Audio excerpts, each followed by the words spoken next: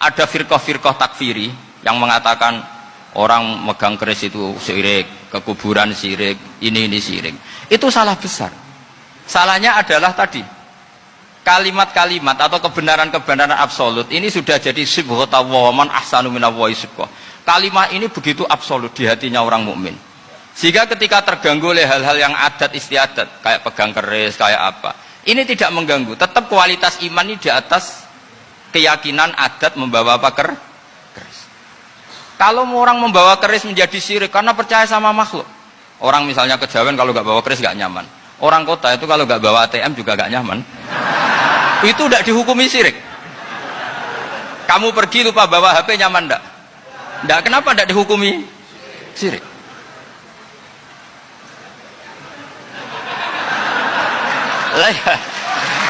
Jadi ini logika. Jadi makanya ini Gus Reza boleh ngeritik saya. Saya tuh berkali-kali bilang saya termasuk ulama yang mau bikin gerakan cangkem elek. Karena nanti kalau saya nisbatkan ke Rasulullah itu tidak pantas, karena Nabi ahsanan nasi khalqaw wa khuluqa. Tapi saya siap jadi bempernya Rasulullah Shallallahu Alaihi Wasallam. Pernah ada diskusi di Jakarta, ini kisah nyata. Apa dalilnya setelah sholat salaman? Mana hadisnya? Itu dijawab hadisnya tentu kita kesulitan. Kalaupun ada hadisnya dhaif semua yang masalah musafahan. Akhirnya mau tidak mau dijawab pakai cangkem elek. Boleh nggak kamu setelah salam nyalain HP yang off? Boleh. Boleh nggak ke kamar mandi? Boleh. Oh berarti kencing boleh, nyalain HP boleh, yang nggak boleh itu ingat Allah. Karena mereka mengkritik wiridan, ngeritik salam. Akhirnya mikir deh, ada nggak hadisnya orang setelah sholat nyalain HP? Nggak ada kan? Tapi mereka nyalain HP nggak hambatan, tapi untuk salaman masalah kan? Ke kamar mandi boleh, tapi untuk wiridan nggak boleh. Akhirnya mereka sadar, oh iya. Lama-lama dibisi gini yang kelompok itu, kamu itu korban aliran supaya kamu gak ingat Allah, ingatnya HP-nya. Sehingga orang wiridan kamu kritik, orang nyalain HP tidak kamu kritik. Itu kelompok itu adalah kelompok orang-orang yang supaya orang Islam itu lupa Tuhannya. Itu gerakan cangkem elek, tapi jadikan orang sadar. Jadi ini penting. Jadi kalau kamu tidak bisa bela agama dengan jalan yang lurus karena tidak bakat itu, nggak apa-apa pakai cangkem elek tadi, karena nggak mungkin gerakan ini dinisbatkan kepada Rasulullah Shallallahu Alaihi Wasallam. Kalau soal sanad, saya punya sekian sanad tentang itu, tapi tidak usah kamu ikuti.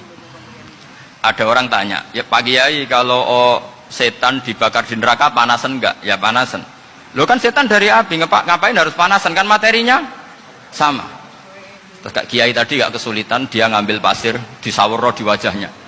Wah sakit Kiai, kamu kan dari tanah, kena tanah kok. Jadi itu ada sekian, artinya gini ya, kalau kesulitan jawab pakai baik-baik ya sudah pakai cangkem elek itu aja kan. Tapi tentu kan gerakan ini tidak mungkin dinisbatkan kepada para nabi. Tapi saya pastikan meskipun nggak bisa dinisbatkan kepada para nabi dari segi cangkem elek tadi, tapi secara semangat itu sama. Saya punya sekian contoh. Bener Gus Riza tadi gojok saya sengawur-ngawurnya itu masih punya sanad. Itu pas saya ngawur pun masih punya apa? Sanad. Nabi Ibrahim itu ketika faja'alahum juzatan illa kabirallahum itu, si berhala paling besar dikasih kapak. Ketika mereka geger, ini siapa yang berhala-berhala kecil? Kata mereka, sami'na fatay yadhkuruhum yuqalu lahu Ibrahim. Ya kira-kira Ibrahim lagi. Terus setelah Ibrahim didatangkan, siapa yang melakukan ini semua? Ini jawaban Nabi Ibrahim, bal fa'alahu kabiruhum hadza. Ya tanya yang bawa pedal, saya kan tidak bawa kan. Terus kata orang-orang, otak kamu itu di mana? Masa berhala disuruh nanya, kan nggak bisa ngomong. Ibrahim kebalikan, uffil lakum wa lima ta'buduna min dunillah. Lalu otak kamu di mana? Sudah tahu tidak bisa ngomong kok disembah gitu. Itu ada kata uffin loh. Uffin itu kalau diterjemah kira-kira ya agak-agak jancuk gitu. Kira-kira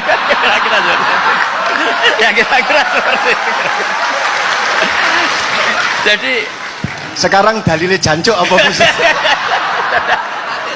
Pakai jalan biasa kalau hospitalnya saya kira gimana? Jancuk itu dari daksu, dak tinggalkanlah suan perkara sing elek. Krono ilate wong Surabaya kakean rawon, akhirnya ngomongnya jancuk.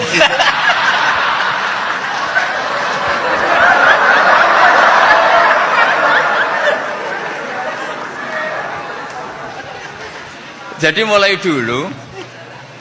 dulu melawan kebatilan itu harus pakai logika yang vulgar. Karena memang nggak mungkin dengan bahasa-bahasa priayi itu nggak mungkin. Dan ini penting saya utarakan. Nah, kalau nanti nggak mungkin dinisbatkan kepada Rasul karena Nabi adalah ahsanan nasi khalqa wa khuluqa, kita yang ngambil alih saja. Gus Reza, saya, Gus Alsan ini cara cangkem elek kan pantas. Luas. Selain bakat ya sudah natural. Karena memang itu cara kita menjelaskan kebenaran. Saya ulang lagi, itu cara kita menjelaskan apa? Kebenaran. Mau tidak mau. Saya pernah ditanya sama seseorang, Gus, beberapa nabi itu kan poligami. Poligami itu bukti hipersek. Karena yang tanya itu orang nasionalis yang nggak pati senang Islam. Terus tak balik tanya, perempuan itu makhluk lemah enggak? Ya lemah. Kalau nolong lama satu itu gimana? Ya baik. Kenapa nolong dua jadi tidak baik? Harusnya kalau nolong tiga tidak baik. Tapi saya tidak dukung poligami. Ini cerita saya. Setidaknya mereka jadi ingat. Saya itu pernah ditanya agak-agak orang ateis. Dia benci Islam tapi meneliti Islam. Pertanyaan kedua, kenapa dalam perang itu seakan-akan Nabi itu perampok, hartanya orang kafir disita kemudian menjadi ghanimah? Itu kan kayak ngerampok. Terus saya tanya gini, kalau ada penjahat ke rumah kamu kemudian pakai senjata api, setelah kamu ringkus, itu senjata api kamu kembalikan apa kamu sita? Oh ya saya sita, kalau tak kembalikan dipakai ngerampok lagi. Ya sama seperti itu, kalau kekuatan mereka dikembalikan akan dipakai kekuatan mereka lagi. Jadi ya lagi-lagi ini kemenangan orang serius. Karena nanti guyanya sudah dintekno sama Gus Safa sama Gus Riza. Nah, kenapa saya ngajar begitu rileks, begitu santai? Karena pikiran saya sederhana. Fa innal uqula muttarratun ila qabilil haq. Akal sehat pasti dipaksa menerima apa?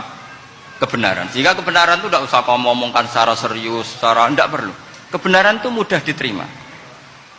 Saya itu pernah ngaji berkali-kali di Jogja di mana-mana sampai ada buku seorang dokter nulis tesisnya itu bangga lagi menjadi muslim setelah ngaji saya itu. Karena saya menerangkan itu ringan. Orang Islam itu harus mencintai Allah. Ciri utama cinta itu tidak tegang, rileks. Saya bilang begini, kalau kamu pernah 1 tahun digratisi orang rumah, makanan, kamu kira-kira itu mudah nggak mencintai orang yang berjasa sama kamu minjemin rumah dan kasih makan gratis? Mudah kan? Apalagi kita ini mudah mencintai orang yang minjemin mobil 1 tahun, ngasih rumah 1 tahun, apalagi selamanya. Kenapa kita tidak mudah mencintai Allah yang memberi kita bumi, air, oksigen, semuanya kita dikasih Allah? Akhirnya mereka mikir, wong mencintai seseorang yang ngasih dalam durasi 1 tahun saja mudah, apalagi mencintai Allah yang ngasih kita tanpa batas.